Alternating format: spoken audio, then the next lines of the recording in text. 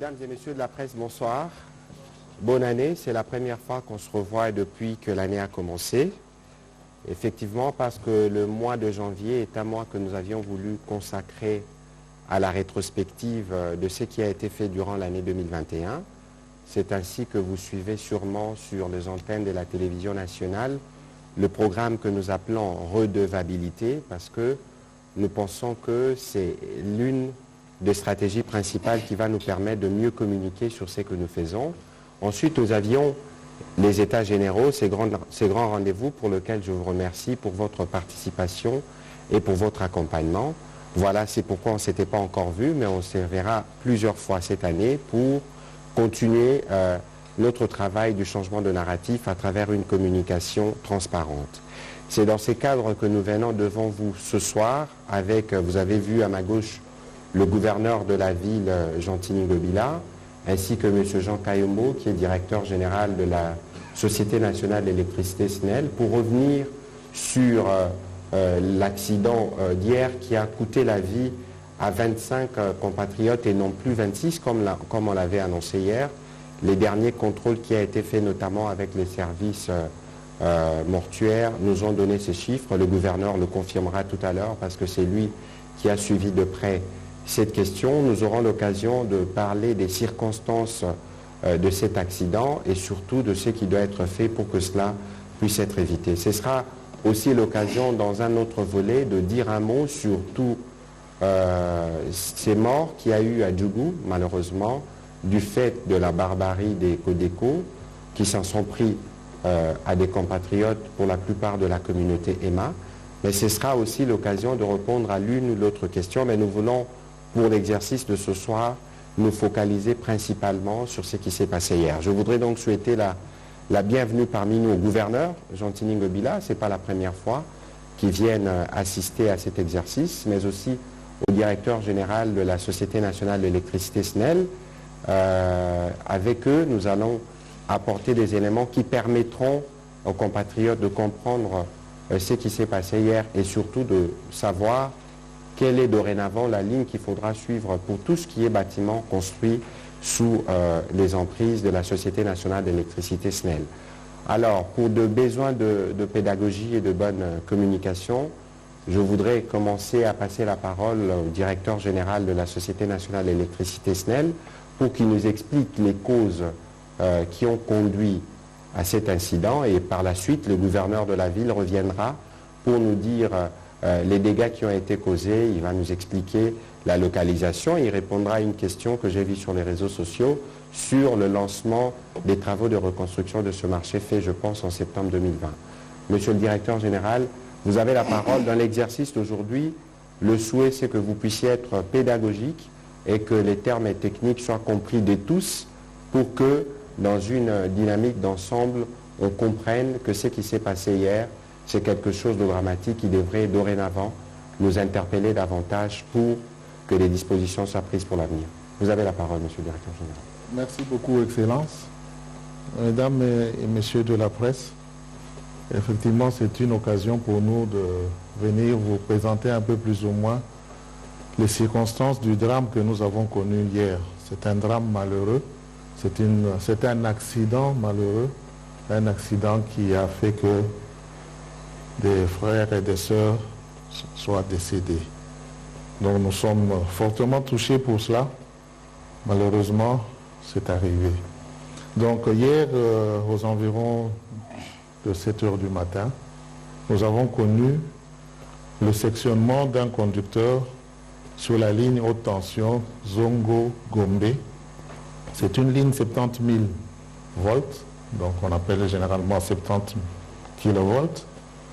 Et ce sectionnement de conducteur s'est passé disons aux environs du marché de Matadi Kibala, particulièrement entre le pylône 181 et 182. Donc nos pylônes sont généralement numérotés. Qu'est-ce qui s'est passé? Donc comme il pleuvait, le temps était orageux et il s'est passé qu'il y a eu un coup de foudre qui est tombé sur le conducteur. Les conducteurs passent sur la ligne haute tension. Généralement, les coups de foudre tombent sur nos lignes haute tension Et je vous expliquerai peut-être par après comment ça a eu des conséquences fâcheuses. Et ce coup de foudre a dû créer un courant important sur le conducteur de phase qui a dû céder et qui est tombé dans la servitude.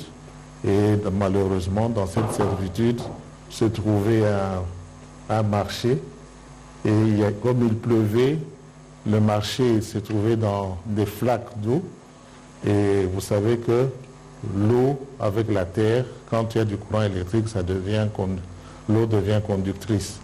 Et c'est ce qui est arrivé quand le conducteur a touché le sol. Et ça a dû électriser toutes les personnes qui étaient en contact avec cette eau. Malheureusement, il y avait plusieurs personnes à ce moment-là, à cet endroit-là. Et ces personnes ont dû succomber parce que c'était de la haute tension. Et de la haute tension, généralement, l'électricité, pour ceux qui le savent déjà, l'électricité, quand ça atteint un corps humain, ça a des conséquences, soit ça le brûle, soit ça le fébrilise, soit ça lui donne un choc et la personne est éjectée. Mais malheureusement, dans ce cas-là, ça les a électrisés et ils ont été électrocutés et ont perdu la vie. Voilà d'une manière succincte et rapide ce qui s'est passé. Nous pourrons entrer dans les détails pour essayer de comprendre ce qui s'est passé dans les détails en fonction des questions que vous aurez à poser. Voilà, merci Monsieur le Directeur Général, la précision. On va passer la parole au gouverneur de la ville qui va nous dire comment il a géré les conséquences de cet accident qui a conduit à la mort de plusieurs de ses administrés et quelles sont les dispositions qui ont été prises. Monsieur le gouverneur, vous avez la parole. D'accord. Merci beaucoup, Monsieur le ministre, pour la parole me donnée.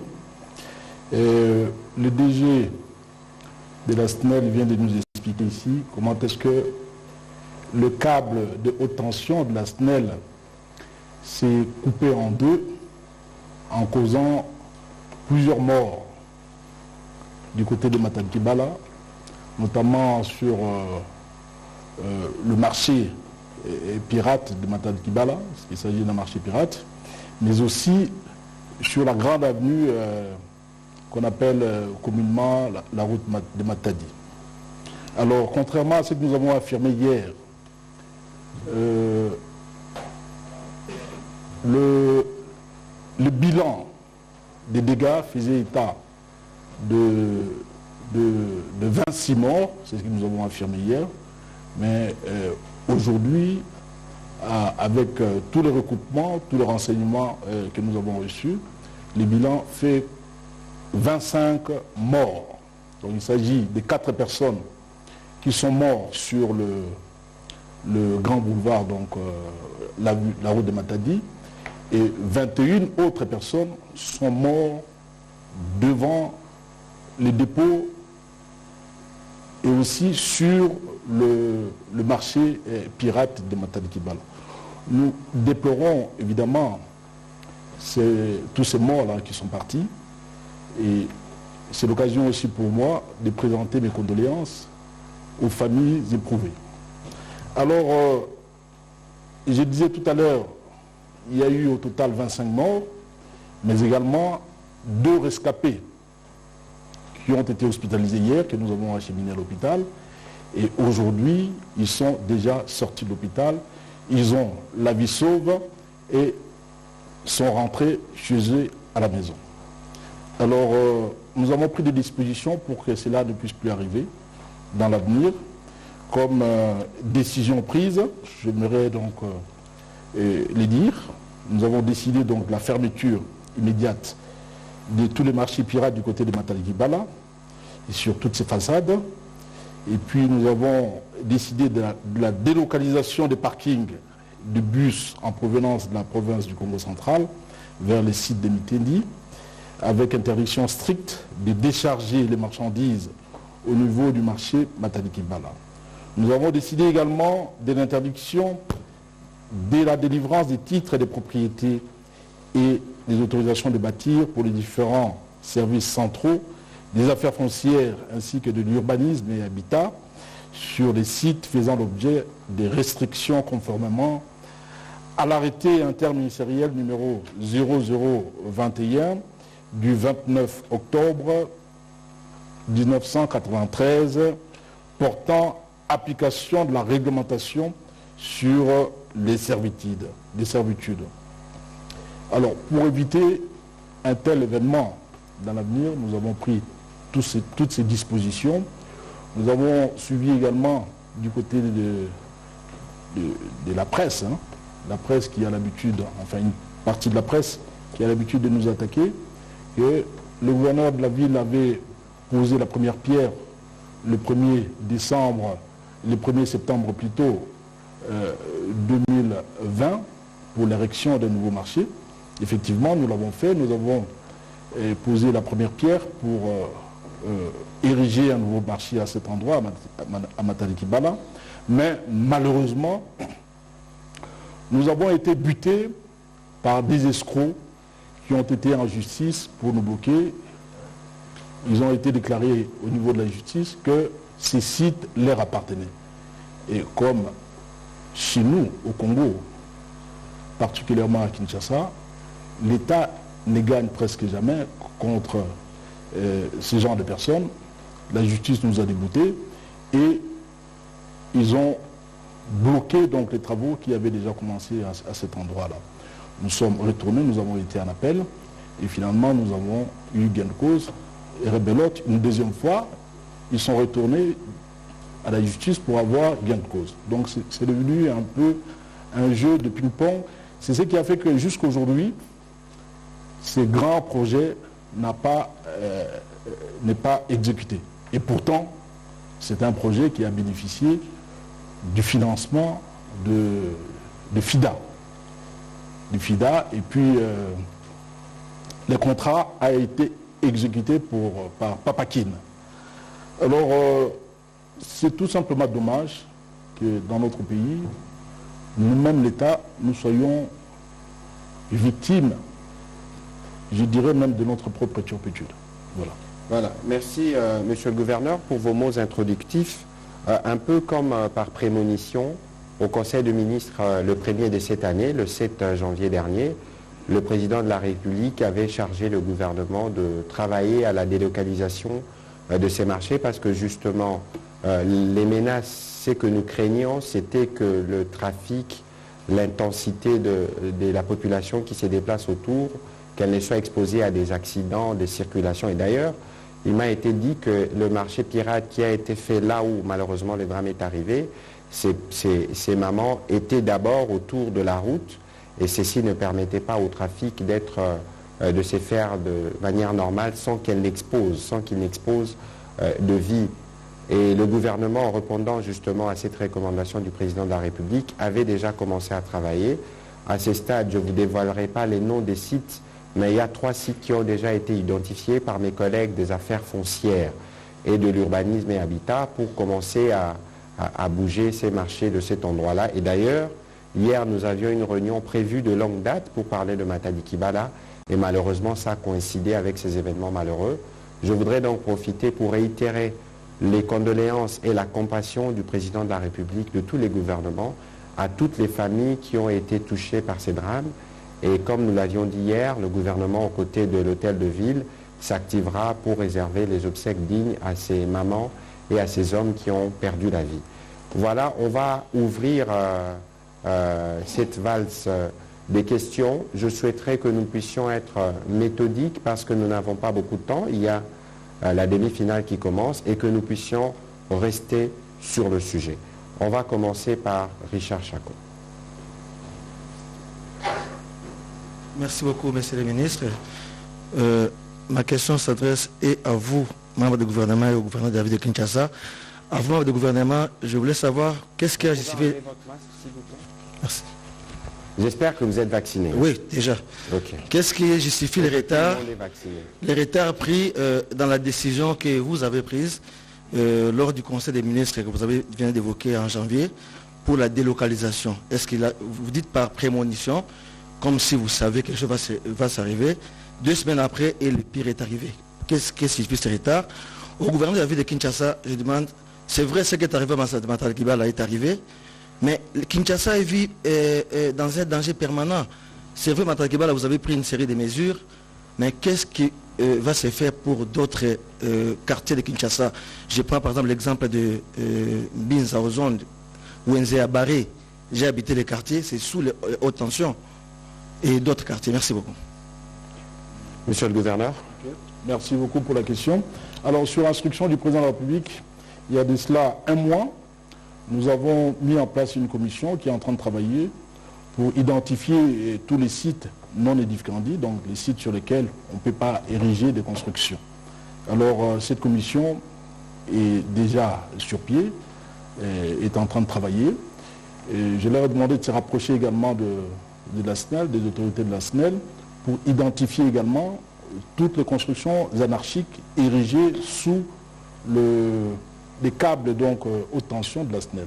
Nous sommes en train de travailler. Dans les jours qui viennent, nous allons procéder à la démolition et en même temps, c'est les gens qui auront perdu leurs biens, leurs maisons, seront indemnisés. Voilà, donc je ne pense pas qu'il y a un retard particulier, parce que le président de la République l'a dit au Conseil des ministres du 7 janvier. Aujourd'hui, nous sommes le 3 février, donc ça fait même pas un mois, et que s'il faut délocaliser un marché, ça ne se délocalise pas en une semaine ou en 2 semaines. Mais déjà, le 24 janvier, mon collègue de l'urbanisme et habitat avait fait 3 propositions au Premier ministre, parce que vous savez que le gouverneur les disait tout à l'heure, on fait des propositions, il faut être sûr que c'est des titres qui appartiennent, c'est des espaces qui appartiennent à l'État. Et si c'est des espaces qui n'appartiennent pas à l'État, il faut penser à une forme d'expropriation. Donc il y a toute une procédure qui s'est faite. Et puis toutes ces femmes et ces hommes qui vivent autour de ce marché, du jour au lendemain, il faut leur proposer une alternative pour que vous ne paraissiez pas l'État qui prive à certains d'une activité économique qui va leur permettre de tenir les frais qu'ils doivent payer pour les enfants et pour la vie sociale. Et donc, le gouvernement est à pied d'œuvre et l'accident qui est arrivé hier n'est pas l'accident que nous redoutions, parce que personne ne pouvait imaginer. Fort malheureusement, on a pris l'habitude de vivre sous les emprises des pylônes de la SNEL. Personne n'aurait pu imaginer qu'un tel accident se produirait. Et dans la zone, on parle de Matadi Kibala, mais le gouverneur me corrigera, mais il semble que c'est un peu en avance par rapport au marché du côté entrepôt et qu'il y a un marché pirate qui s'est développé sur la petite ruelle telle que vous avez vu sur les images. Et donc la crainte pour le président de la République, c'était plutôt des accidents au regard du trafic, parce que c'est un peu le milieu du chemin entre Kinshasa et les Congo centrales. Et donc de ces points de vue, il y aura des communications qui suivront, parce qu'il sera question d'informer ceux qui occupent ces marchés à quel moment ils devraient se déplacer. Élisée Audiard, prochaine question.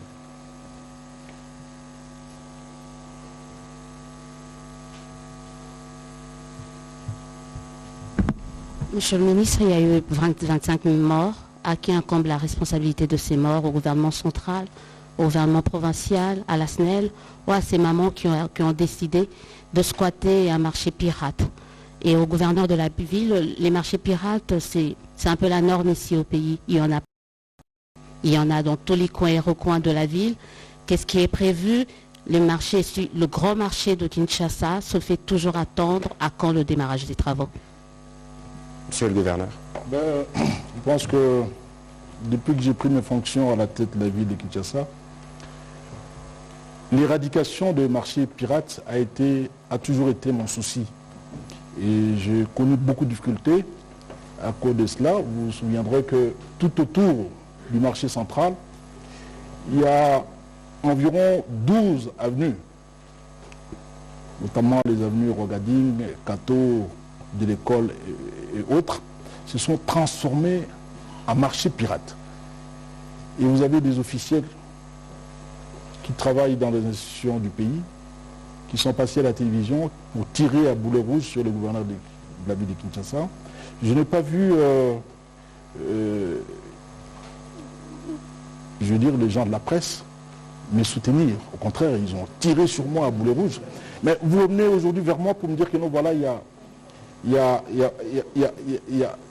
le marché pirate pullule à travers la ville. C'est une réalité et c'est indéniable. Nous sommes en train d'y travailler.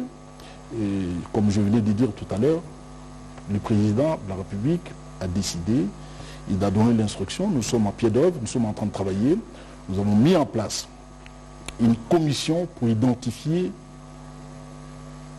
toutes les constructions anarchiques, y compris les marchés pirates, pour en découdre avec cet état des choses. Et nous allons y arriver. Cette fois-ci, nous avons le soutien du chef de l'État. Merci. Le grand marché de Kinshasa, s'il vous plaît. Bon, le grand marché de la ville de Kinshasa, c'est une très très bonne question. Alors, vous vous souviendrez, quand j'ai pris mes fonctions à la tête de la ville, j'ai trouvé un monsieur libanais, monsieur Hassan, qui avait construit une centaine de magasins sur les sites du marché. Alors, le maman, donc, en fait, il a construit ces magasins là où les mamans avaient leur étable. Alors, toutes ces mamans sont sorties. Elles ont commencé à vendre à même les sols. C'est ainsi que j'avais décidé. Parce que quand les mamans qui vendaient au marché sont sorties pour vendre à même les sols, les autres mamans, habitant donc les zones environnantes, notamment à Lingwala, la commune de Kinshasa, Barombo et autres, sont venus également pour leur emboîter le pas. Et puis c'est devenu une situation qui s'est généralisée. Les mamans pouvaient quitter comme ça Bandalunga pour venir vendre aux alentours du grand marché. Alors nous avons pris cette courageuse décision pour faire un grand projet qui pouvait faire retourner toutes ces mamans à l'intérieur du grand marché. Et nous avons fait un projet qui est celui de construire un grand marché pouvant contenir 82 000 tables, 500 magasins, 210 toilettes et des bureaux, de banques, des chambres froides et autres. Mais nous avons été aussi butés par l'entêtement du Libanais qui avait presque toute la justice avec lui. Et finalement, et là nous avons aussi bénéficié de l'appui du chef d'État et finalement l'année passée, au mois de mai, que nous avons pu démolir ces grands marchés. Alors, le plan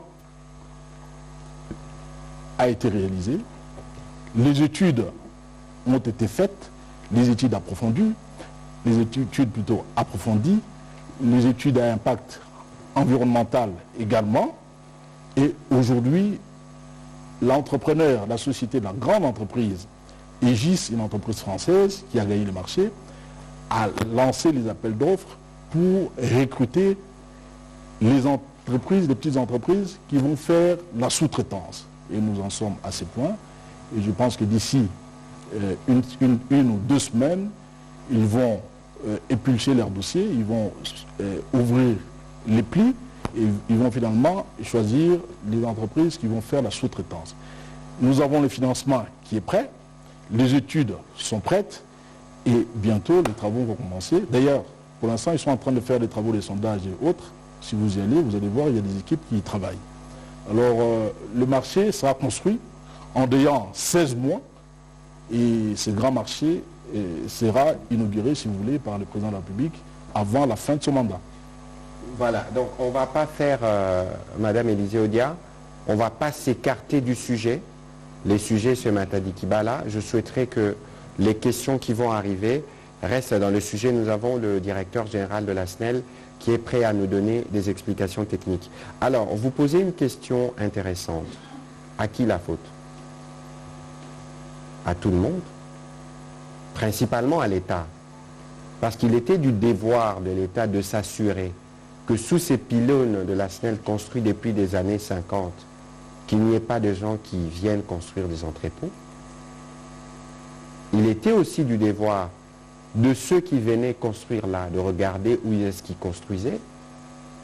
Il était aussi du devoir de ceux qui venaient marcher de regarder l'environnement dans lequel ils fonctionnaient. La difficulté que nous avons, c'est que pendant très longtemps, nous n'avons pas pris des décisions et que pendant très longtemps, ce qui était anormal est devenu anormal. Je dirais, quelqu'un me disait tout à l'heure que c'est comme si nous vivons dans une poudrière et qu'à tout moment, au moindre incident, on blâme le gouverneur tout de suite, on blâme l'État tout de suite. Nous devons l'assumer parce qu'il est de notre devoir d'appliquer les lois. Encore que s'il faut appliquer les lois, le gouverneur le disait tout à l'heure, on dit la loi est dure, mais c'est la loi dure à l'ex et de l'ex. Si la loi devrait sévir aujourd'hui, vous serez peut-être les premiers à venir dire, écoutez, vous mettez les gens dans la rue, ils n'ont pas d'alternative. Et donc, en face d'un drame comme celui-ci, nous, comme gouvernement, nous devons tirer des leçons. Et tirer des leçons suppose justement de faire ce travail qui est en cours, d'identifier tous les sites non édificandis et de prendre suffisamment de courage pour déloger ceux qui y habitent. Et on espère que dans cette quête, les amis des médias vont nous accompagner comme ils le font habituellement, parce que c'est aussi votre devoir de faire un travail pédagogique. Et donc, ce que nous vivons aujourd'hui, nous l'avons vécu à plusieurs reprises lorsqu'il y a des inondations. Vous allez du côté des zones environnantes de Makelele, même parfois les familles qui perdent des maisons, qui perdent les enfants, même quand on les déloge, ils reviennent vivre là. Regardez ces images. Regardez ces images. Le directeur général vous expliquera que lorsque les câbles s'est fissurés, ça n'a pas pris 10 minutes, même pas 5 minutes pour faire tous les dégâts que cela a été fait. Parce que c'était 70 000 kilovolts qui tombaient sur de l'eau marécageuse et l'eau qui est reconnue comme étant une vraie conductrice du courant électrique. Alors, cet incident, nous devons considérer que c'est un incident de trop,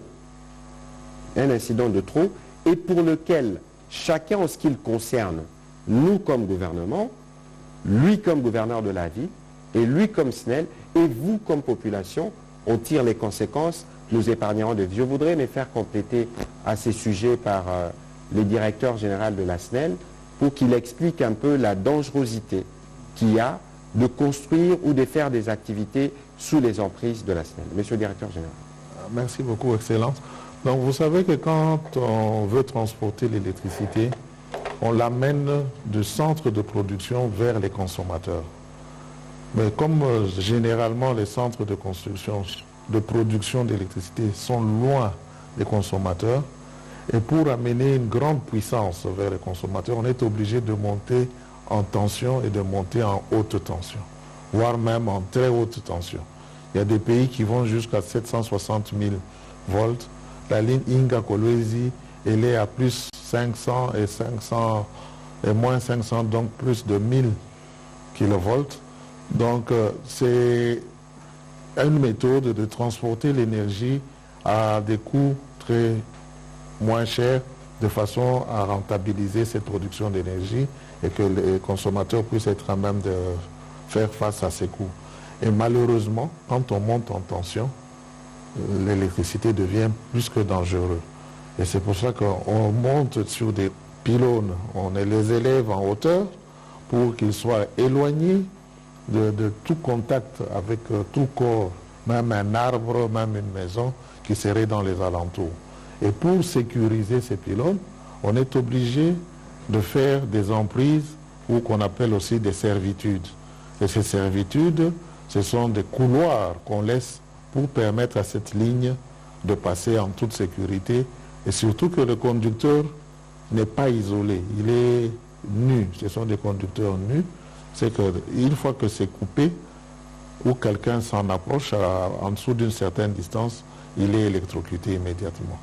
Donc c'est pour ça que même la loi a érigé en action pénale toute construction sur une servitude, sur les canalisations ou sous les canalisations. Et nous passons notre temps à déconseiller, voire même nous avons porté plainte contre ces gens qui construisent en dessous des lignes. Et quand nous trouvons quelqu'un qui habitait déjà dans la servitude, nous les exproprions parce que nous payons même, nous dédommageons les personnes qui occupent les servitudes si eux sont arrivés avant nous. Si nous sommes arrivés avant, quand eux ils viennent, nous leur demandons de partir et généralement, quand nous allons en justice, nous perdons. Voilà plus ou moins le phénomène de construction en dessous et la dangerosité de l'électricité. Voilà, on va donner la parole à Patrice Bohoton. Une question s'il vous plaît. Comme ça, on est sûr que nous récoltons le maximum de questions. Merci, monsieur le ministre, votre indulgence. Ngaza Kinois, dans toute la question de Ngal. Dans tout d'abord, le gouverneur à Villa Kinshasa. Monsieur le gouverneur, on dit mi côté ka bureau na yo climatisé. Pour aucun na matadi qui va poser première pierre. Est-ce que le service na yo, ba pesa ki yo ba détail té avant yo ko banda ko zo engagement ba financement. Pour les lots yo ba ke devant public à Kinshasa, ba na Kinshasa ba zo landa yo o ba ke non place où on a marché et c'est qui a bisoté ba escroc moko boy ba bimaki. Non monsieur le gouverneur. Yebisa bisoto ye banan. Sikoyo makambe kwei des décisions de yo zuit pour la bateau ba kosa ki yo que place où on est à l'état. Pour yo que o tia première pierre. Mutuna anga mi balé. Et pas ya pas DG na Afrika wana. DG tutangi mingité bisuba kino. Passez-moi l'expression. Par quel mécanisme kake et kokata câble à courant dans l'école? Expliquez-le à Kino Bayeba. Merci. Merci. Monsieur Patrice, le principe veut que vous restiez là. On vous a accordé 2 questions parce que vous avez eu 60 ans il y a quelques jours. Mais pour les autres, ce sera une question. Gouverneur Banda. Oyanola. Je préfère... DG, allez-y. Non, je sais pourquoi. Chronologie des faits. Ça va, ok, voilà. Chronologie des faits, aussi Naya Banda. Comme ça, peut-être. Comme ça, yo kota malamoko. Merci, Donc, monsieur le directeur général. Naozala n'a pas si à répondre phénomène on a qui en lingala ou permettre un gars de répondre en français. Donc le coup de foudre c'est une décharge électrique. Donc il y a courant électrique qui vient des nuages et qui s'écoule sur la terre. Et ce courant cherche un passage. Et s'il ne trouve pas un passage, il peut trouver un arbre. Et vous avez déjà vu des arbres déracinés par le coup de foudre. Quand le coup de foudre tombe sur l'arbre, et l'arbre est déraciné. Donc ce courant vient avec une force énorme. Et cette force électromécanique qui crée un champ électrique, crée des efforts énormes partout où ça passe. Si ça trouve un isolateur, ça le brise, l'isolateur explose. Si ça tombe sur une maison, et la maison peut avoir comme si une bombe était tombée dessus. Donc ces lignes, quand ils sont construits, on a prévu un fil de garde pour justement recevoir ces chocs.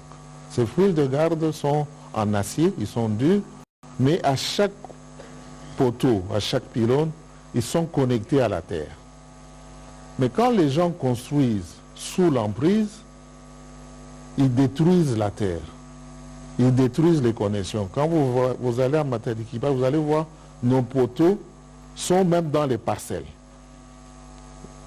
Et les gens ont fait des fondations, ils ont creusé, donc ils ont déconnecté les fils de connexion de la terre. Ce qui fait que le coup de foudre qui est tombé sur la ligne, il cherche un chemin. Il n'a pas trouvé le chemin pour aller à la terre sur le fil de garde parce qu'on a tout déconnecté. Il est passé sur le conducteur de phase. Le conducteur de phase, comme il est en cuivre, il conduit l'électricité, donc il y a une forte intensité qui passe dans ce conducteur de phase. Et le cuivre, à une certaine température, il fond. Et quand il fond, avec les efforts électromécaniques qui se créent, il cède, il se casse. Et comme c'est des brins de cuivre, il y a 2 brins, 3 brins qui se cassent, et puis finalement, le petit brin qui est resté après se casse par les efforts mécaniques. Et c'est ce qui est arrivé. Ça s'est cassé et le câble par son poids est tombé. Il est tombé d'ailleurs sur les murs, etc. C'est pour cela qu'on a vu le câble balancer et toucher la flaque d'eau qui était dans l'avenue Maman Ngundu, parce qu'il y a un marché qui s'appelle comme ça. Voilà plus ou moins le phénomène. Donc, donc ça veut dire pour nazo limbo la été nazo expliquer muké. Au moni ba pylône l'air tozara na kelasi ba ndo elo mo ba benga paratonnerre. Mon Nicolas d'église ba tchara li bende moko paratonnerre ezara na singa. Soki kake beti ezana singa moko memarango tina mabele. Donc l'air batongara ba pylône ba lobi botika ba emprise. C'est pour permettre pour ba pylône wana na ba singa na ndenge tambolaka ezara sécurisé. Mais ils en ont besoin, il y a périmètre d'intervention, en cas d'accident, il ne faut pas battre bazara, ndinga. Donc, l'air cas qui est bêti, charge électrique, oh, il fallait la fondue dans ma bélé. Moyen fondre zakité parce que la fondation et déracina, singao, qui est support, il y a pylône. Donc, ce qui fait que charge et tikali na fil conducteur, pour fil conducteur, on a déjà le biawa, et zara cuivre directement. Ça veut dire que zara mutakala, et zara recouverte. Donc, l'air est katani, et kouei, mais kouei na maï. Parce que mboule et bétaki, zone marécageuse. Bon, et que ceux qui contactent, hein, ceux qui courant et touchent maï, et zaki combien de volts? Puissance nango zaki combien de volts? Yango salike, dégâts wana et salama. Et ça, accident, ça veut dire que ce n'est pas des situations qui sont prévues, mais c'est des situations qui malheureusement, et comme à Kapo, sur le tali pylône wana place et télémi, au romona ke, et ça na katia mapango. Et câble wana, tout le monde qui a un lobby, na premier ministre l'air Tozaki sur place, au moni que câble à courant, et là qui vraiment n'a ma belle. Si quoi ezaki 70 000, hein, 70 000 volts, et où t'as qui li collé quoi n'a ma belle, bon imaginez quantité, il y a des charges topées à puissance wana. Monsieur le gouverneur,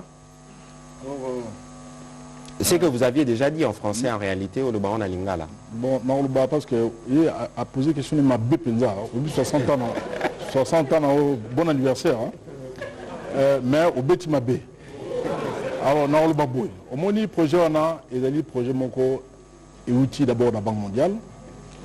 Na programme Nabiso Todengi, programme d'appui au pôle d'approvisionnement de Kinshasa, au Papakin, Bangonde, un financement, sali appel d'offres, société Moroko Nango Sekiriko, il y a Awa, gagner marché. Alors, le marché existe. Marché toujours, Matadibala, et ça marché Moroko et Zali, et Zalaka. Peut-être qu'il y aura mon acquis de côté est, ou côté sud, côté ouest. Alors, marché et Zali, et ça peut exister.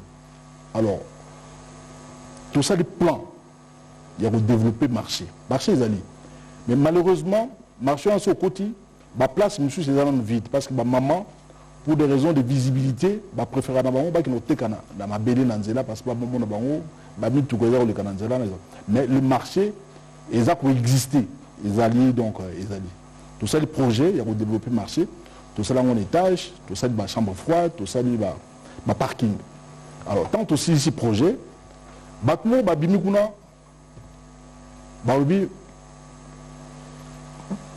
terrain à Mounene, il y a plus de 2 hectares, Baobi, il y a qui terrain à Bango. Alors, terrain, on a assez Batmo sur les biens, tant qu'on a cité Maman Mobutu, il y a qui base de vie, il y a société au Bané Tonga, cité Maman Mobutu. Alors, tant que si l'État, tant que Tonga, il fallait pas passer un espace Mogo, pour entreposer un jeune à Bango.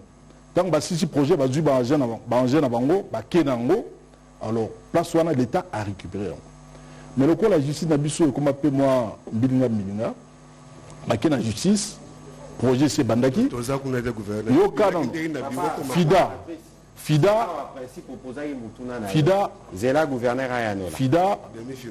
à 30%, il y a financement, à Pessi n'a pas paquin. Papaki n'a pas dit Mongwana, a payé société où il y a un marché. Société on a payé à sommi matériel national. Mais tout en tout cas, justice a bloqué les travaux et la construction. Mais marché est couvert. Qu'est-ce que nous avons fait? Alors pour tout les travaux, tout comme la campagne, tout marché moko, il y a relocalisation. Autant les travaux à marché. Et au Salama, maman va continuer mon salon, il y a Kibombon, il y a mon bongo, va continuer. Alors tout ça, on marché, mon co, autonomie marché, il y a relocalisation, en attendant marché ici. Mais justice et beaucoup de travaux, déjà 2 fois. Même Balo est aussi tout du gain de cause. Mais le gouvernement central, le Bourbaki, Bazu, Mokano, il y a Rotonga, centre, il y a logistique. C'est-à-dire place Nini, Batoubarou qui nous s'approvisionner dans la bureau Olia, dans la bureau Moussous, ou à Congo central, ou à Mikili Moussous. Alors, projet on a sur le photo total. Est-ce que tout ça côté Kuna, il y a Madagibala, ou bien tout ça côté Moussous? Moi j'ai dit, il faut tout ça côté Moussous, dans un terrain beaucoup plus grand, mais Madagibala, tout on a marché, projet avec Papakine, pour tout dans le marché moderne. Souci n'a pas tout dans le marché moderne à travers la ville de Kinshasa, pour Bilobo Sepela. Pour Bakinois, Tokomi, Nabi, et le Mogo Salabiso, Nabi, et le Nilo Salabiso. Si on a ça, le projet qui toko, bon, je mélange. Tata Mokonaro, ça, la saut de mouton, on dirait comme sous. Mais tant que Sili, n'a moni, bozo qui est colo, bozo quand même ma photo. Alors, et le Ramalamou, pour faire des omelettes, hein, pour faire une omelette, il faut casser les œufs. C'est ce que nous sommes en train de faire. Mais Moutou, Aya Akosa Biso, na bande des amants passés. Yo peut-être va Rokosa. Pour être sous moi d'Ourou, on va passer là, s'il vous plaît. Il nous reste une vingtaine de minutes. On va rester sur le sujet pour aller à l'essentiel. Et il y a plusieurs questions qui restent. Je veux accorder la parole à 4 personnes. Une question par personne. Comme ça, on est sûr de prendre en charge le reste. Je sais que c'est parce que le gouverneur de la ville est là. Mais on va organiser, vous allez organiser avec lui. Il est disponible pour continuer la conversation. Toutes les questions sont orientées vers moi. Vous êtes les gouverneurs de la ville. Bon, on va donner la parole à Rachel Kitita. Patrick est allé. On va finir par Jean-Ric et on prendra Jules 4 et puis on arrêtera là. S'il vous plaît.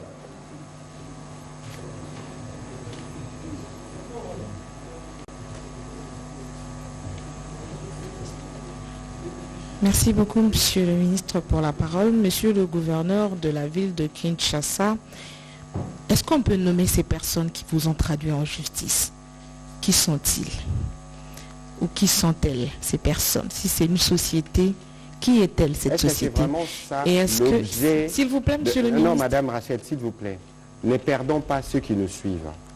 Je pense que cette question, le gouverneur y a déjà répondu. S'il y a besoin d'aller dans les détails, vous irez, mais capitalisons le temps sur ce qui n'a pas encore été dit. Monsieur le ministre, où vous voulez qu'on pose des questions ou vous ne voulez pas? La question a déjà été posée, madame. Merci. Monsieur le gouverneur, est-ce que vous avez... où est-ce qu'ils vous ont traduit en justice et maintenant on en est où? Et combien avez-vous déjà débloqué avec le partenaire pour construire ce marché? Alors la question au gouvernement, c'est un peu trop simpliste de dire oui, de faire le mea culpa, de reconnaître que les mesures n'ont pas suivi. Mais ça, on parle de l'autorité de l'État, monsieur le ministre, porte-parole du gouvernement. Depuis le 7 janvier, le président de la République attire l'attention du gouvernement sur le fait qu'il faut délocaliser ce marché. 3 semaines après, même pas le ministre de tutelle ne fait une descente sur terrain pour voir ce qui se passe et qu'est-ce qu'il faut faire exactement. Aucune réunion d'urgence n'est convoquée. Il faut attendre que le drame puisse arriver pour qu'enfin tout le monde se mobilise. S'il faut qu'il y ait des responsabilités qui partagées, il faut qu'il y ait aussi des sanctions. Pourquoi on ne sanctionne pas? Est-ce que des têtes ne peuvent pas? Madame, s'il vous plaît, vous allez continuer. Que vous ne m'avez pas suivi dans mes propos introductifs. Parce que j'ai dit, un marché ne se délocalise pas en un clic. Le président de la République s'est exprimé. Je vous ai dit qu'au 24 janvier, le ministre d'État, ministre de l'Urbanisme et Habitat, avait fait un rapport au gouvernement avec des propositions des sites où on pouvait délocaliser. Les 3 sites, je ne pourrais pas les citer pour éviter que cela ne suscite encore des réactions dans l'hypothèse où les sites concernés, c'est des sites qui sont de propriété des individus. Et donc, hier, la réunion que nous avons tenue hier, c'est une réunion qui a avorté 3 fois, où nous devions parler de ce sujet. Parce qu'entre-temps, il y a eu un agenda qui était assez bousculé, mais lorsque le président de la République fait ses communications, ses recommandations au gouvernement, immédiatement après, les ministres sont notifiés et toutes les réunions qui se tiennent au niveau du gouvernement ne sont pas tenues publiques. Mais pour ce qui concerne ces sujets principalement, je l'ai dit en propos liminaire, les propositions sont sur la table et puis il y a un processus qui suivra. Et cet incident malheureux qui vient arriver va évidemment accélérer les processus pour que nous puissions être sûrs de mettre nos populations à l'abri. On n'a pas tort de poser la question parce que... On va compléter le ministre pour éclairer votre lanterne. au fait, vous devez savoir ceci. L'accident n'a pas eu lieu au site du marché. Parce que le marché existe. L'accident a eu lieu ailleurs, à plus de 200 mètres du marché. Donc ça, vous devez le savoir. Mais on a décidé de la délocalisation du marché, mais vous devez savoir aussi, il y a déjà un marché de relocalisation qui a déjà été construit sur les sites du CAPEM. Donc ces marchés de relocalisation existent. Mais il faudrait aussi savoir que l'accident, donc le drame, ne s'est pas produit sur les sites du marché. Donc ça, vous devez le savoir. Voilà, donc, bonne précision. Voilà. Alors terminez votre question, madame. Merci. La dernière question, c'est au directeur général de la SNEL. Maintenant, pour remettre ce pylône, il vous faut combien de temps? Il vous faut combien d'argent? Et quelles sont les conséquences finalement sur la distribution d'eau, d'électricité dans cette partie de la capitale? Donc j'aimerais que monsieur le gouverneur puisse nous répondre. Qui est-ce qui vous a traduit en justice comme ça? Nous tous on saura. On va se saisir de la question. Rachel, elle revient pour savoir Comment? qui est-ce qui vous a traduit en justice. Qui est-ce qui vous a traduit en justice? Bon, ce sont des gens qui se sont présentés comme étant les héritiers de la défunte femme du maréchal Mobutu, des héritiers. Et pourtant, nous connaissons quand même les enfants Mobutu, nous connaissons les Yango qui existent et puis les Ngawali qui sont encore vivantes. Mais ces gens-là se sont présentés comme étant des héritiers de la défunte femme Mobutu qu'on appelait communément ici Mama Sese. Donc ce sont des escrocs que nous avons pu identifier. Des escrocs. Donc des escrocs. Il y en a beaucoup qui pullulent ici dans la ville. Il y en a beaucoup. Voilà, on va prendre la question de Patrick et Allé. Monsieur le directeur Gérald, je vous conseille d'enregistrer. Comme ça, vous allez répondre en une vague pour être sûr qu'on gagne sur le temps. Monsieur Patrick et Allé. Jules, Ndeko Jules, il est où? Oui. Allez-y, Patrick, s'il vous plaît. Merci.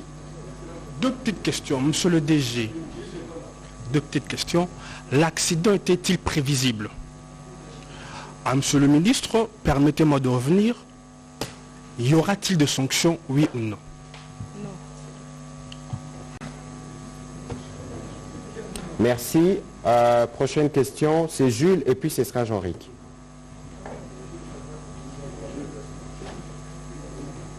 Merci pour la... On ramasse la... Oui, on ramasse et puis on répondra une fois pour toutes à la fin. Voilà, merci. Excellence, Naïbi Koza Pressa aux centaines pour un match à Cameroun, Égypte, au Bissau Storozela. Mais tout comme Banan Mouké. Question pour Nayo, mon compte. Comment expliquer Boumemi Babi Bembe na Dessa et 7? Bambiles na Congrès à la raté. On a pour Nayo. Gouverneur Ngobila. Au lobby que opposé à première pierre, même tout le monde a bimi. A même bino la justice. Oui, c'est une observation. Comment expliquer un individu à comme maillot l'État n'a justice pas gagné? Na même 97, Mouzé Kabila a eu pouvoir. Toi, Kinois, on a monaka, Mouyibe Silara Nazan.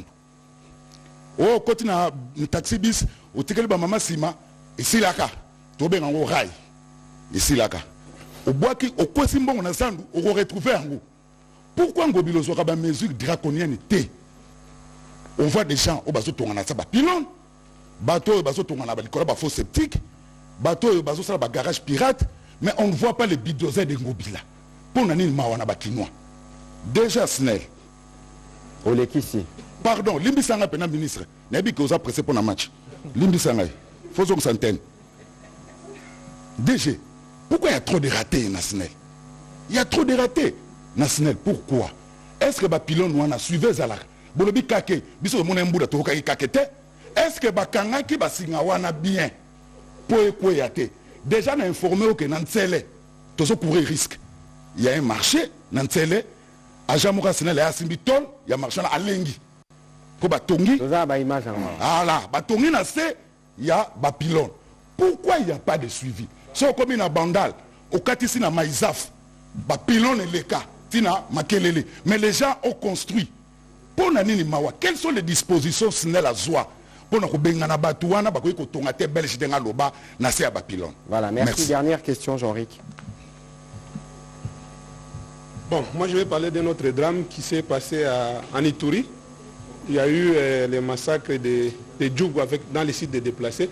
Juste à savoir, monsieur le ministre, il y a une certaine clameur au niveau de la société civile locale. On dit qu'on a décrété l'état de siège, mais finalement, les massacres continuent. Est-ce que le gouvernement va continuer à laisser cette série de massacres se poursuivre alors que la population a fondé tout son espoir en cette mesure du chef de l'État consacrant l'état de siège? Deuxième question, il y a eu un chef ADF qu'on a arrêté il y a quelques jours, il semble qu'on l'a transféré à Kinshasa. Salim, c'est un sujet kenyan. Vous allez le juger ici ou vous allez l'extrader? Voilà. Merci pour ces questions. Alors, on va vider d'abord le sujet tout à l'heure et puis je répondrai à la fin à la question de Jean-Ric. Alors, j'avais déjà répondu à la question de Madame Rachel, je pense.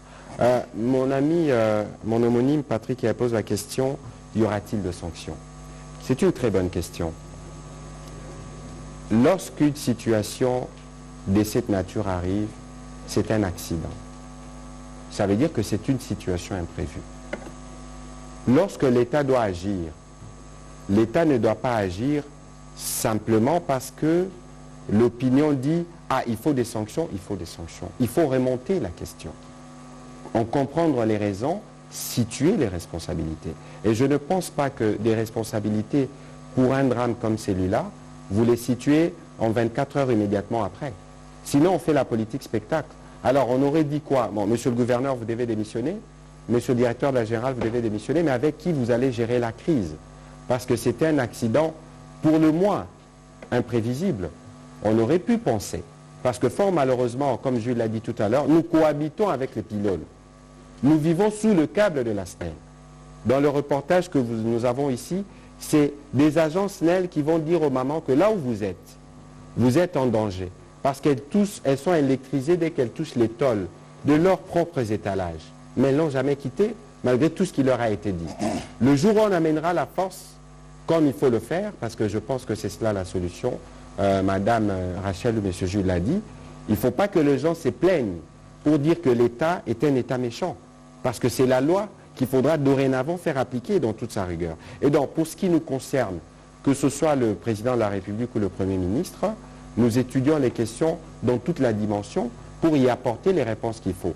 En écoutant Jules, nous avons tous compris que dans ce qui s'est passé, il y a évidemment une grande responsabilité qui revient à l'État, mais il y a aussi une part de responsabilité qui revient aux citoyens. Et donc, dans la démarche pour que ces tels accidents ne se reproduisent plus, il faut que chacun joue son rôle. Voilà. Et puis, à la question de Jules, Obi Bamemi Bibembe na 207. D'abord, nga ezo salanga pasi mingi. Ndenge nazomona na ba téléphone, na ba réseaux sociaux, batu bazo lakisa ba photo ya bato yo bakufine. Et quand vous allez maman na yo, et quand vous allez ndeko na yo, est-ce que CP là pour le respect des lames disparues, batu ba lakisa bibembe na bango ndenge tozo lakisa. Bomo la mingi na ba poto ata accident salami ndenge nini. Ata attentat il y a 11 septembre, ça m'a aux États-Unis, Batoubakufa 3000. Est-ce que bon, ta photo est bembe moko? Pourquoi biso awa, ceux qui est salami nengwana, biso batwa liboso, toujours qui est kocha? J'ai fait l'observation même aux équipes de la RTNC parce que bah diffuser qui peut bah rediffuser qui normalement, hein, les touti na ba état généraux, les professionnalismes que nous appelons tous imposent des respects de la vie. Et les respects de la vie imposent que Babilo Kouane Salamate.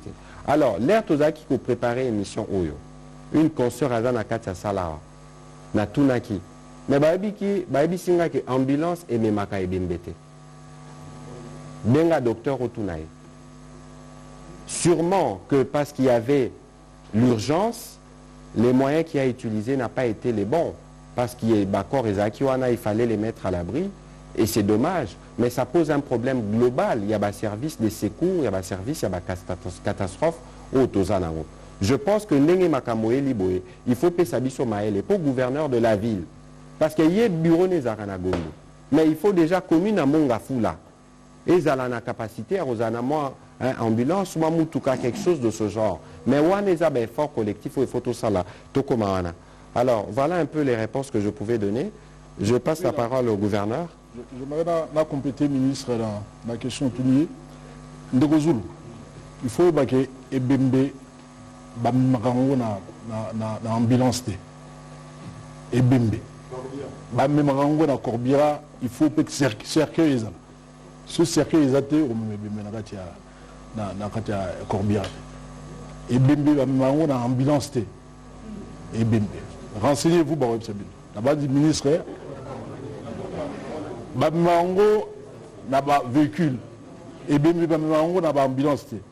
Alors, na mboka la biso to faire na ba défi ambulance pour tebe mena ambulance c'est pour la bateau malade donc soit mon maladie ba tion ambulance ba mener hôpital ba ki soigner so muto kufi o kufi o so kufi ba mo susu na ambulance ba na ba sac mortuaire ya pembe ba na ba sac mortuaire ya pembe et puis tout le monde aka na ba mboka musu ba tiaka pinga ba tie na ba sac mortuaire et puis ba tie bino na ba camion ba tie bango na ba camion ba ki ba évacuer bango donc so muto kufi et la ramener wala biso pe mukoto kufa surtout kufi dans la situation ya mobulu et appelle alors mais na koloba boye excellence monsieur le ministre autre koloba pour na nini biso moko ba congolais beaucoup la situation est macabre et vous appréciez ku filmer ngo mona moi si atamso kufi akata no kolo atamso bazo mona ba partir petit bozo ku filmer puis bozo partager. Vraiment, il faut tout. Alors, il y a 5 jours dans la Turquie, pour avoir signé un contrat, il y a salubrité, il y a ville à Kinshasa. Dans la Turquie, à Istanbul, son côté, ce qu'ils ont bindo, bosoto, salité, on filmé en haut, bakangio. Parce que aux bon tourisme, ce sont des millions de touristes qui arrivent. Donc ceux qui ont cassé le tourisme, ils ont cassé l'économie. Donc biso moko to responsable, il y a battu petit na biso. Ils ont cassé l'économie, ils ont cassé le tourisme et puis ils ont les la sous ban na biso, baleki na biso, bandeko na biso, baza kozwa misalate. Donc il faut revoir notre modus vivendi. Donc tout changer ndenge ya bizali na biso na kati ya mboka to battre la mboka na biso to battre la pe bakonzi ya mboka na biso pa battre o nyonso zo sala ezande ko zongi la biso olobi ke ndenge nini individu moko aya abanda ko traduire tel levi na en justice peut a gagner procès. D'abord dit comment s'obtiennent les décisions judiciaires. Ils ont dit pas si nous peut mawa. Des fois j'ai fait l'objet. Il y a pas convocation, il y a pas cour de cassation. Pour l'intérêt de ça. Donc justice, tout a un problème. Et c'est tout le monde qui le décrit. Au coup maman veuve akufela mobali akufa batu bakei basali jugement na bango yekuta éviter donc un autre escroc akamati apporté donc bayokan escroc mibale hein escroc A apporté escroc B plainte na justice pour na lupango na yo po ebinote. Mais escroc A gagné procès, il y a des guerres pour le pont. Donc il dit, tu vois, donc la complicité, il y a aussi la justice, et les alliés passent. Donc il y a aussi ça. Le biso mogoto est bandéni, il y a donc surtout de moni, l'action en Nongwana. Au lieu de tout les rapports à Makamni, il faut tout les rapports à Makamni. La justice. Non, voilà. Justice faisons parce que biso ban soit nettoyé famille moko ils ont déjà victimes il y a justice ils ont ba kondi ils ont ba commerçant ils ont ba ngamba biso nyon surtout comme victime il y a justice et c'est ngi tout changer moi bizana biso côté wana alors question monsieur surtout nagi bulldozer c'est vrai, Batobele Bazo Bateke, Namboka Oyo, Mboka Oyo Mabé Sekota Manakala, depuis les années 60. Nazako Ya, Tobiawa, Mboka Oyo Mabé Sekota Manakala. Quand vous avez dit que Mboka Yakufa, et Azako Bongisa, Azako raison, donc depuis 1966, 65, du coup, des Beba. Mboka Yakufa, Beba. Nazako expliqué Bino. Tolobiawa, il faut tout ça la démolition. Bino vous avez encouragé. Si nous sommes non édifiants, il faut tout bouca yango. Mais si on a dit Monga Foula Mobimba, Batonga sur les sites non édifiants, c'est-à-dire ceux qui Mboula, ou bien mon pépé, et il y a Monga Foula, il y a qui s'en donc mon pépé, il y a ça, lessivage, il y a ma belle, il y a sol. Mon abandon, je suis d'accord, et qui t'a, comment on a fait. Tu vois, bon, donc ce sont des zones non édifiées sur lesquelles on ne peut pas construire. Mais environ plus de 40%, il y a Batou Batongi sur les longs des rivières, notamment sur les lits majeurs, il y a des rivières, même sur les lits mineurs, il y a des rivières. Batongi. Donc Batonga, Banan Bazo Pessan Mikanda. Car Bissomongo. L'État donc l'État dans côté m'a eu un peu moins mingi. Tu vois, et c'est un peu bon ça. Maintenant on va vérité. Alors Sukoyo, so Okamati Sukoyo, Okamati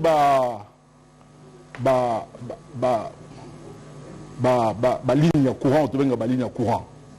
Hein? Réseau électrique wana. Mais so Okamati bandal, aux yeux ko bandana commune wana. Ko banda commune, aux yeux babala ngilima. Aujourd'hui qui sentent, aujourd'hui Kivu, aujourd'hui Bakwang, aujourd'hui Baselemba, ce sont des sites sur lesquels nous sommes il y a ligne, il y a courant, il y a haute tension. Au Kamati Sinkin, Bandako Bélé, donc c'est le quartier le plus grand côté en Aya. Donc au Kamati Selembao, au Kamati Boum, au Kamati Makala, au Kamati Kisenso, au Kamati Massina. Ce sont des sites non édifiés. Oh, Bissomoto Tonga Kobanda 1960 douana. Qui le loba combien? Togobuka Banda combien? Badega et au sein de combien? Donc Bissomogo, donc ils ont dit Bissomoko à boomerang. C'est quoi il faut vanda et longo. Malem. Mboka Banda Boma depuis 1960, 65, 66. Voilà, situation haute aux Anango. Plus de 40%, il y a la construction des alliés anarchiques. Au monde les longs des réseaux ferroviaires. Donc, si tu es belé, Pemé na ba bibale, Pemé na ba rivière, Missous sur les caniveaux, sur les avaloirs, sur les collecteurs.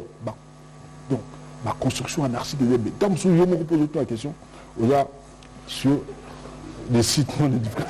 Mais voilà. On doit voilà. On va passer la parole au directeur général de la SNEL. Merci beaucoup. Je peux répondre à 3 questions. La première question, c'est madame qui voulait savoir plus ou moins quel est le coût de l'intervention, qu'est-ce qui va se faire maintenant. Donc la première chose que la SNEL a effectuée, c'est d'abord de sécuriser la zone. Donc nous avons isolé le tronçon de ligne, nous l'avons isolé de la source et nous sommes en train de dégager les conducteurs qui étaient tombés au sol. La deuxième chose que nous allons faire, et déjà que nous avons fait, c'est-à-dire nous avons récupéré l'alimentation de ceux qui étaient impactés, donc ceux qui ont manqué le courant. C'était particulièrement à Kasangulu, à Ngombe Matadi, à Sangat. Il y a eu beaucoup plus d'impact. Les gens à Kasangulu, ils ont même passé la nuit dans le noir. Donc nous les avons raccordés correctement pour bien isoler la ligne. Et nous sommes maintenant en train de faire l'évaluation des dégâts pour pouvoir remettre la situation.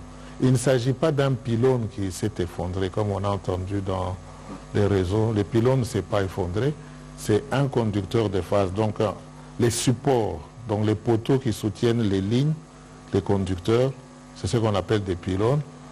Et les pylônes sont des supports. Ceux-là sont restés, mais c'est le conducteur qui s'est cassé, qui s'est mis au sol. L'accident est-il prévisible? Par la définition, un accident, hein, c'est quelque chose qui arrive d'une manière imprévue, mais quand nous concevons les choses, nous attendons à la possibilité d'avoir un accident. Et c'est comme ça qu'on prend des mesures.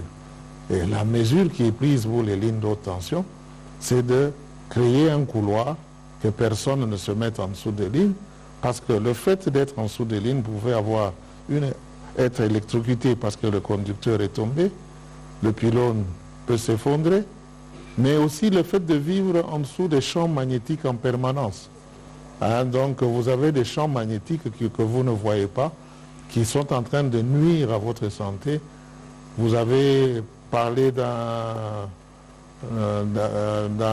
petit vidéo que nous avons balancé. Ce sont nos agents de communication qui sont allés à ce marché pour faire voir à la population les effets néfastes d'être sous la ligne. Et vous voyez la maman qui expliquait, hein, la pauvre innocente, par ignorance, elle disait tout gentiment, quand je touche la tôle, hein, je sens le courant, de temps en temps j'ai des problèmes de cœur, etc.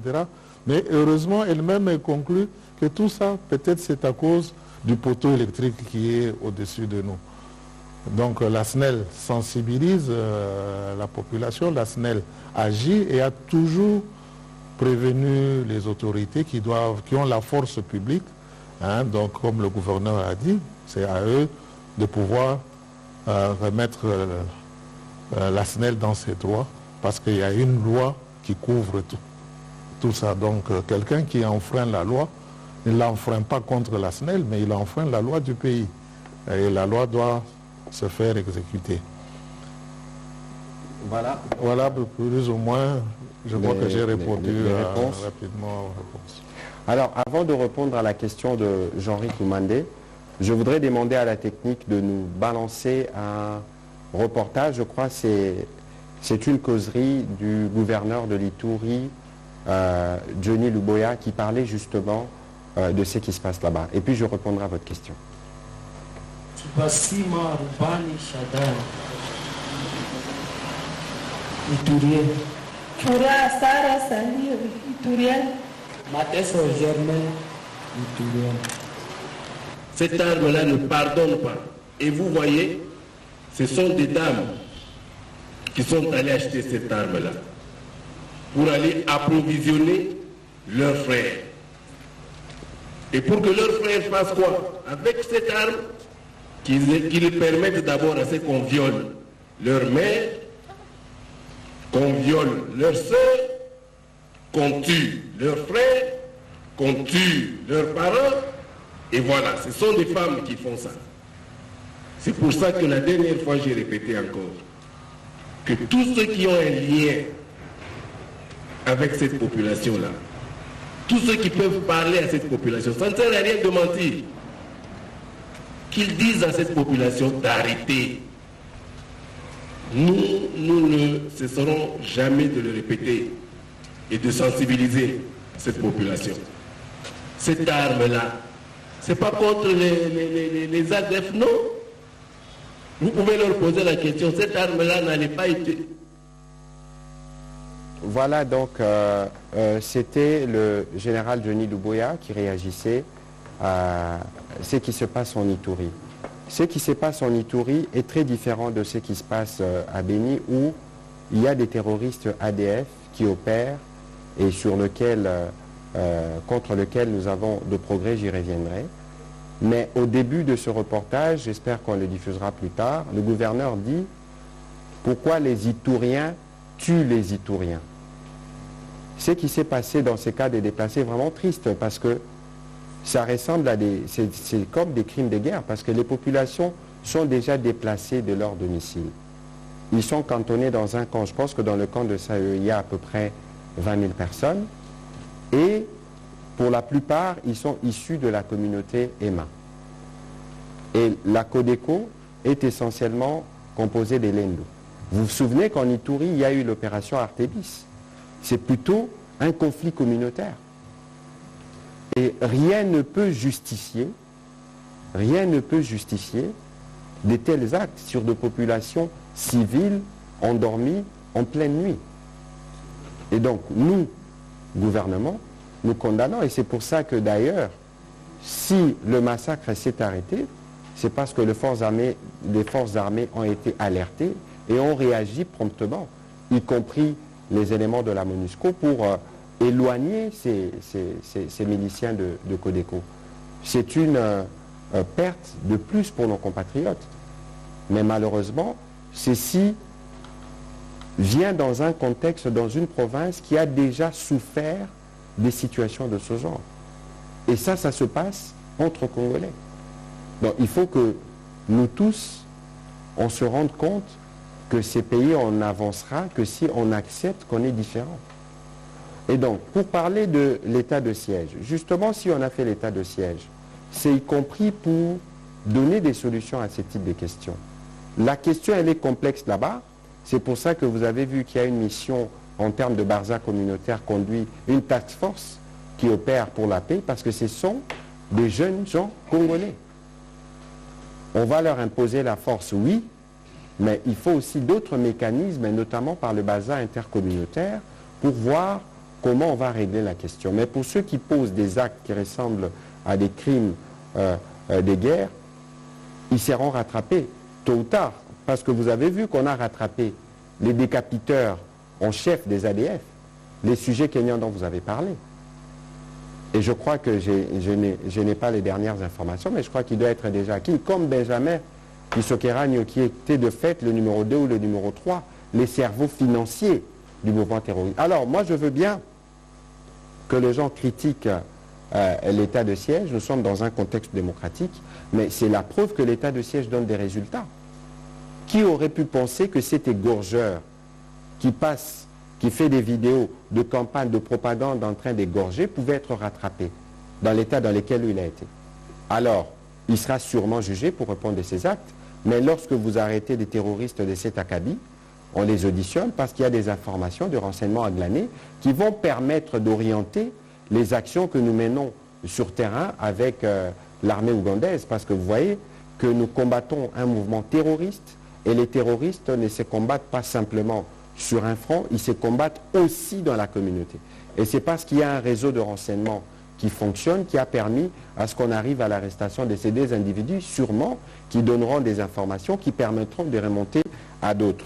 Voilà ce que je pouvais donner comme réponse à ces sujets. Et donc on va demander aux compatriotes de continuer à soutenir l'état de siège, parce que pour nous, nous pensons que c'est le début de la solution définitive au problème de massacre à l'est du Congo. Monsieur le gouverneur, on va terminer. Tout ce qu'il y a une minute.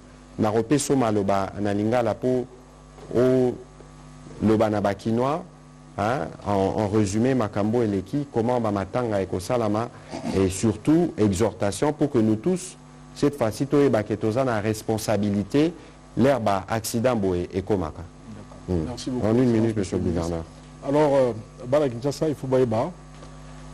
L'IKAMA, depuis l'Obiloleki, c'est-à-dire le mercredi, où Tatongo, Toramuki na Sangwamawa, et puis Tamba Pessiso Sangwamawana, tout qui est sur place, tout qui est au Kuta, câble Yasnel et Katani, parce que Kake Betela qui yango, qui câble wana, et puis tant au câble Kwei, Ibaniko Baluka, et Bomi Batou 25 Mokoka, donc au total, donc 4 Bakoufi na Babala Mnene, donc na route de Matadi, et 21 personnes, Bango Bakoufi na Balabala Malanda, na Balabala parallèle na route de Matadi. Donc Bakoufi, ils ont un dépôt, mais Batozoki, d'habitude, de Mabé, côté Ka Liboso, un dépôt, à même le sol. Alors, Toloké na Tongo, na vice-premier ministre et ministre intérieur, puis premier ministre Ayekoya, nous autres à Baoué, Nyonso, Tokamataki, tout Tindaki na ma morgue, donc 25 corps, ont déjà été identifiés. Balabala, puis Bakoufaki, Sodamoko, il y a des lieutenants à Koufaki, ou il y a mon père à Koufaki, donc motard, là, ma maman me souvient de la Koufaki, parce qu'ils ont accident, ils ont imprévisible. Et donc, il y a Kanate. DG Asnel à Hôtel Koloba, donc, mesures préventives, ici, Salama, depuis l'époque coloniale. Donc, Tonga, Banda Kouté, à 25 mètres, il y a un réseau Yasnel à haute tension. Mais Tonga, depuis l'année 1965, depuis 1966, donc désordre. Donc désordre, il y a Utakala, désordre, il y a Bomamboka. Oyo, Tata Mokona, Osala Suko, il y a Bongisa, Malem. Mais en 2 ans, 3 ans de pouvoir, il est difficile que Bongisa Nyonso, Nambalamoko. Surtout, dans le Bouka, la construction Nyonso anarchique, la bandi, pour Bouka, 40%, il y a l'habitation à bateau. Donc il faut que méthodiquement, notamment où il y a plus urgent, il y a des bateaux Batongi, Pembe il y a la rivière, Nicolas Bakanivo, bateau Batongi, Pembe il y a rail, il y a train. Donc en tout cas on n'a pas de solution, nous sommes obligés, il y a un Bouka. Mais Misusu, token malem, pe Tosengi, il y a affaires foncières, il y a urbanisme, Batika, Kopesa, mikanda ba titre foncier mikanda ba buko lupangu na batoyo baza ko ba lupangu pembeni yana mais pona o etali matanga tata mokonzi albaki gouvernement et ko nyonso en charge pe to ko sala lever du corps et skamoko ba we nyonso ba kufi le 25 to sali matanga na bandi to ko stade moko peut-être na bandi to ko na vélodrome to mini ba corps nyonso pe tout ça le sambo et tout 5 bandeko bakende coupema la kimia. Voilà. Monsieur le directeur général, 30 secondes. Une exhortation pour encore appeler aux gens à respecter les normes. Je dirais pour conclure que d'abord l'incident qui est arrivé est très malheureux. Nous sommes désolés et nous sommes fortement touchés. Nous présentons les condoléances aux familles éprouvées. Nous sommes très affectés et c'est comme si c'était même notre deuil. Je reçois tous les jours des condoléances de tous ceux qui compatissent à travers cette situation. Ce que je pourrais dire, c'est qu'il ne faut pas que ces morts partent pour rien. C'est arrivé, c'est une fatalité. Aujourd'hui, nous devons tirer les leçons pour qu'à l'avenir, pareille situation ne revienne plus. Tirons au maximum les leçons de ce qui est arrivé. L'électricité, c'est un produit très dangereux. Nous qui sommes électriciens, nous le connaissons très bien. Même nous-mêmes, quand nous touchons à l'électricité, nous mourrons, nous en mourrons. C'est très dangereux. Vous savez, à l'époque, on avait des plaques sur les cabines, sur les poteaux électriques, on disait 6600 volts, danger de mort. Aujourd'hui, les gens vont arracher ces plaques pour entrer dans les cabines, pour toucher, cohabiter. Et nous avons connu même des cas d'accident, des gens qui vont dormir dans la cabine électrique pour se protéger, pour en faire peut-être une résidence provisoire. Et il y en a qui en sont morts. L'électricité, ça tue. L'électricité, c'est dangereux. Respectons les mesures de sécurité qui sont annoncées et on va dire que ce sont les agents des titres fonciers qui donnent les titres, mais la personne aussi qui va elle-même se loger en dessous des lignes, elle s'expose. Et un accident pareil peut arriver. On a diffusé beaucoup de vidéos pour montrer les dangers de l'électricité. Respectons cette électricité. Voilà, on va terminer sur cette note.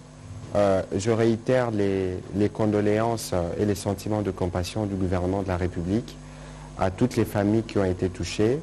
Et comme le directeur général l'a dit tout à l'heure, il faut que cet accident nous permette cette fois-ci de prendre des dispositions pour éviter qu'il y ait de morts de cette nature.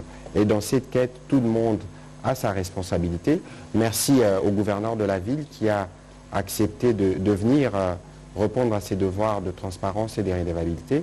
Merci aussi au directeur général et nous comptons sur vous pour la diffusion des mesures qui seront prises, notamment pour ce qui concerne le respect strict des zones, des servitudes de la SNEL pour éviter que nous puissions perdre nos compatriotes de cette manière. Merci à tous et bonne soirée.